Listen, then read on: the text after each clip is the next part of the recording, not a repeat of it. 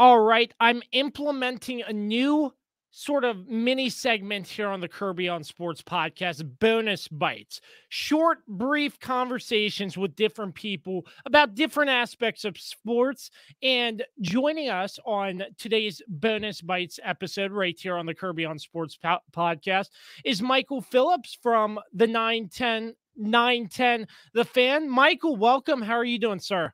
Dude, great to be here. Excited to be a bonus bite. I love it.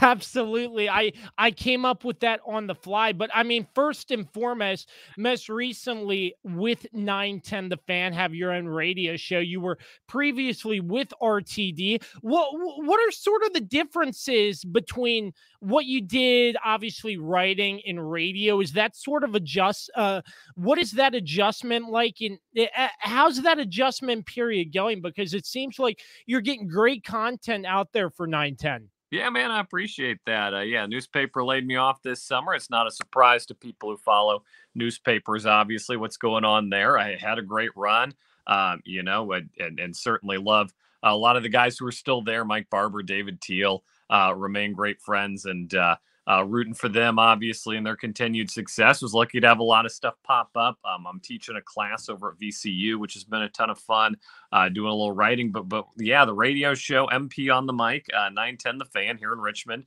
10 to noon every day. And it's been a ton of fun. The biggest difference, I don't have a delete key. I can't formulate my thoughts. We got to do it on the fly. What I say is what America hears as soon as it leaves my mouth. So I got to, come in ready. And as you know from the podcast, you gotta have a good game plan. And got a lot of folks helping me out, which has been awesome so far in that regard. And we've had some good guests.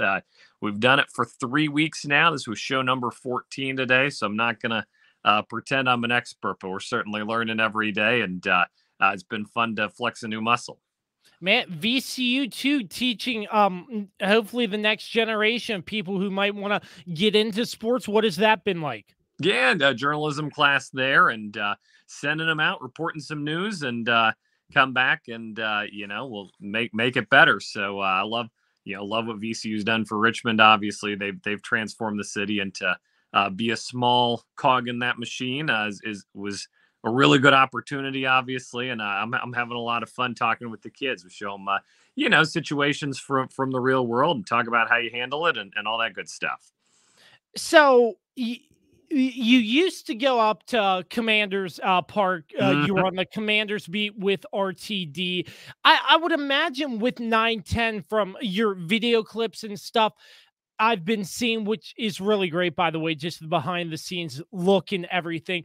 You still have some colleagues that you're keeping in touch with that are still on the beat, calling in, talking Commanders. 910 seems like that station where it's sort of, obviously local to Richmond, cover all the local Richmond sports, but still big enough to cover some Commanders and big time pro stuff as well. I mean, you look at the Commanders and their fan base. I mean, Richmond's stuck by this team when a lot of places haven't. And I think we're seeing the reward for that on the other side, which is a fun team to cover and fun stories to cover and people being rewarded.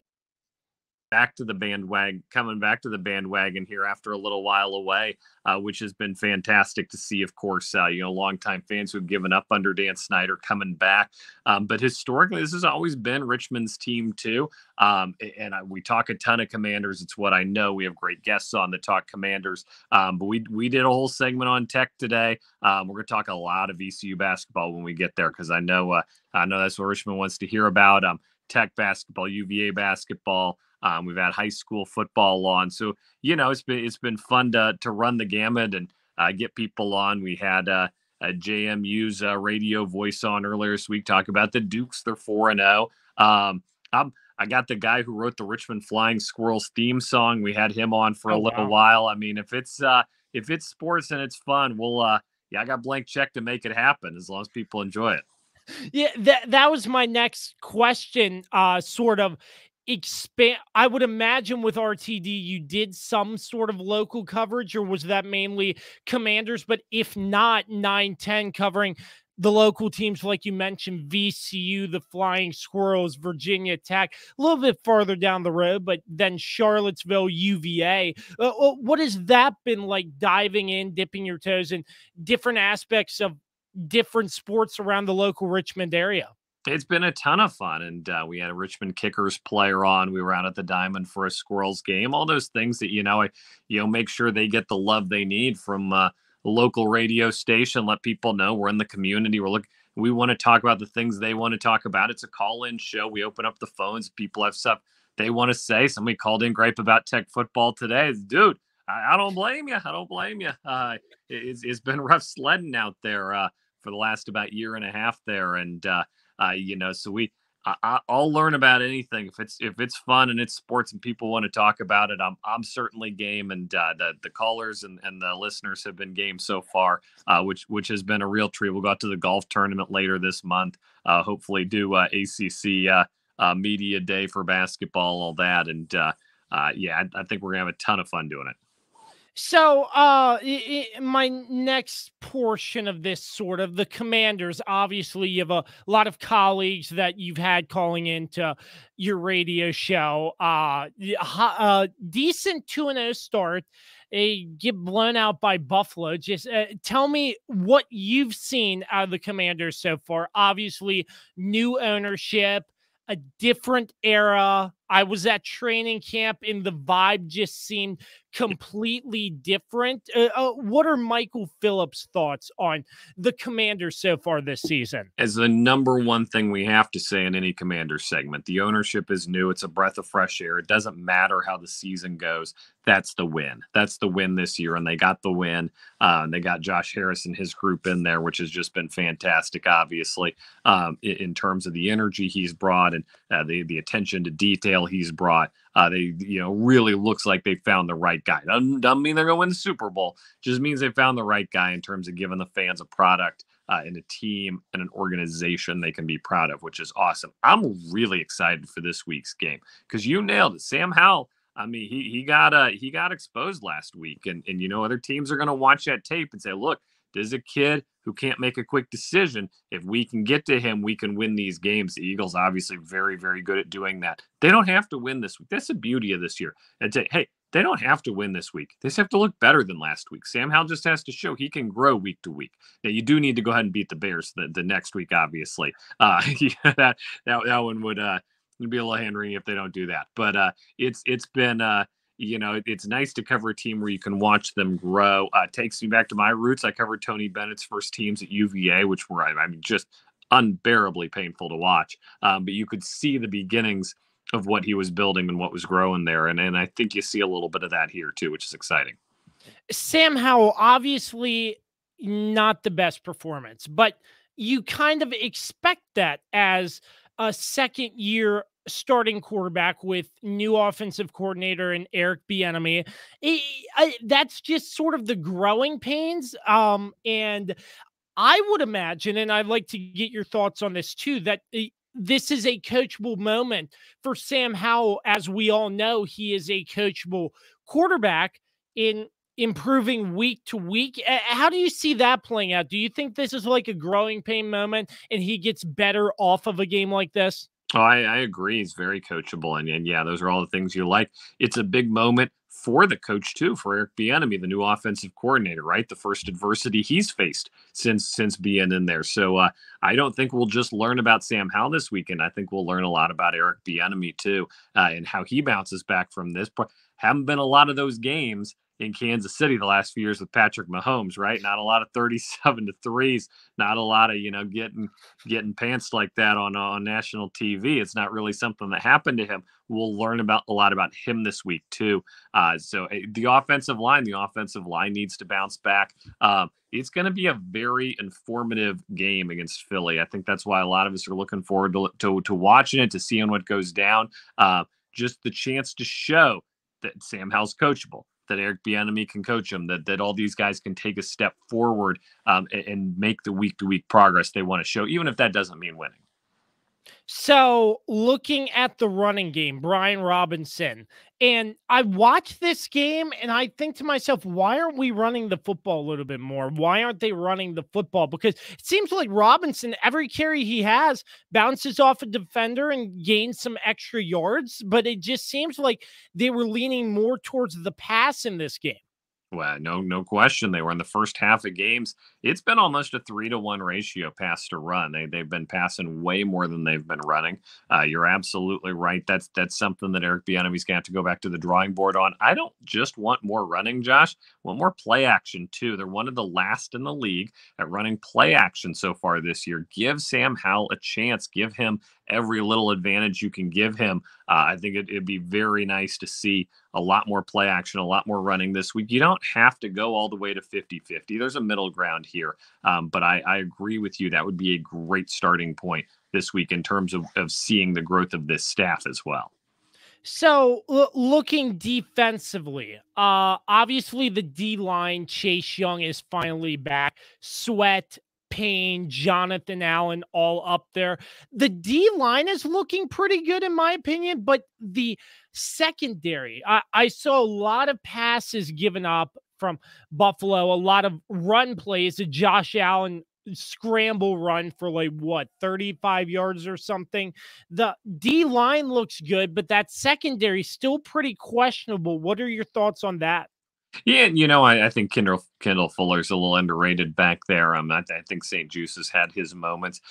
It's tough for me to go in on the defense when they weren't the reason they lost last week against Buffalo. If I have a quick take on the defense though, it's this: if you're going to beat the Buffaloes of the world, the Philadelphias of the world, the teams that have legitimate chances to win the Super Bowl this year, right? I mean, either of those teams could be the last team standing. If you're going to beat those teams, your star players have to make big plays. So everybody up and down the roster has to make big plays. You got to play, near perfect to win those games, but your stars have to come through. And while the defensive line was fine last week, they didn't make plays. They didn't make takeaways. They didn't get sacks on Josh Allen that disrupted drives.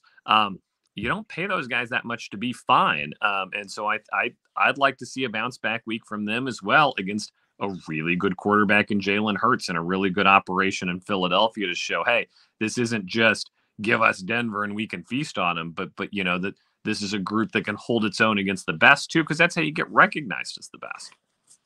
So now looking bigger picture, obviously the Commanders, I think the season's going to be really telling. I mean, young quarterback, obviously, but still, I think there's a lot of potential to learn and grow with this team that come maybe next year. This team takes what they had last year, build around it, and could be even better. Oh, they're making the steps forward. They're doing things the right way. The Eric Bieniemy thing's fascinating. He's on a 1 year, essentially a 1 year trial run here. And at the end of the year, new ownership has to decide which direction they're going to go. So there's 14 more games, a lot of time to sort all this out. But it's a defense that's built to win now. It's an offense that is learning and growing as it goes. How much patience will they have with that? And how will they, deal with all that in the offseason? It's a very tricky question. We still have a ways to go to learn the answer to that. If Sam Howell is the answer at quarterback, if we can say that after week 17, I think it's a lot easier of a decision. If it's not, you got some big choices to make. I mean, can you win with this defense if you don't have a quarterback and you don't have a top 5 draft pick to go bring somebody in? That's where it gets trickier. That's where you end up with Carson Wentz. That's where you end up with these stopgap measures where you're convincing yourself you can win, even though realistically you probably don't have a chance to. And I don't think new ownership's going to be about that. I think they're either going to be in or out. I think the first move they'll make is to bring a general manager in who knows football and can make those calls, look at it with an outside perspective, and decide which way to go. Once again, Kirby on Sports Bonus Bites with Michael Phillips. Catch him on Twitter, Michael P in RVA, Richmond, Virginia, obviously. Let's talk bigger picture just briefly, but NFL, obviously a crazy start to the season. Nobody if somebody would have told me last year Aaron Rodgers goes to the Jets and gets injured 3 plays in week 1, I wouldn't have believed them. You have the Broncos getting blown out by 70-20 last week. The Bears looking just awful. It just sort of the storyline so far this NFL season in general. What are your biggest takeaways, and what have you really liked and what have you really disliked? I assume you mean in the non-Taylor Swift division, obviously. yeah, well, that took fans by surprise too. Yeah, Kirk Cousins going 0-3 in Minnesota. I mean, that was a team that was locked and loaded to win the Super Bowl, had a great year last year, comes back with just about everybody, and then lays a full egg, gets handed the ball twice in the red zone in the last 2 minutes against the Chargers, can't punch it in either time. It's unbelievable to me, the way they've fallen. I'm curious, to what the future is there. And I think it's going to be really tough to bounce back and get to the playoffs from 0-3. Same for Russell Wilson and Sean Payton. Sean Payton has already heaved everybody under the bus. Now he's given up a 70 spot to Miami. You don't bounce back from giving up a 70 spot. That's rough. I'll love watching, Baltimore. I think Baltimore's a real fun team to watch this year. I'll be curious if they can make a run at those kind of traditional AFC contenders. We all see the Chiefs are good. We all see Buffalo's good. Who's going to be the team that emerges to challenge them? And, I think in the NFC, look, the Niners and the Eagles are obviously the class of the league right now, but you got Detroit nipping at their heels. New Orleans is showing a little spunk, some signs of life down there, in a very winnable division where they can make their way to the playoffs. Tons of fun storylines. And look, the Jets have to trade for a quarterback. You can't just flush the season down the toilet like this. You have to do something. Man, always funny. But once again, bonus bites with Michael Phillips. Catch him on Twitter, Michael P in RVA. Before we let you go, anything new cooking and brewing down there at the 910 that you have coming up coverage wise? Yeah, we're going to launch a podcast here soon. I've heard you loud and clear, America. There aren't enough podcasts. I couldn't agree more. Boys, we're going to launch the show in podcast form next week. MP on the mic. We'll send out that on the social and everything, and hopefully people can enjoy listening to it that way. Michael, thanks for being our inaugural guest on Bonus Bites here on the Kirby on Sports podcast. Let's do it again really soon, buddy. Sounds like a plan.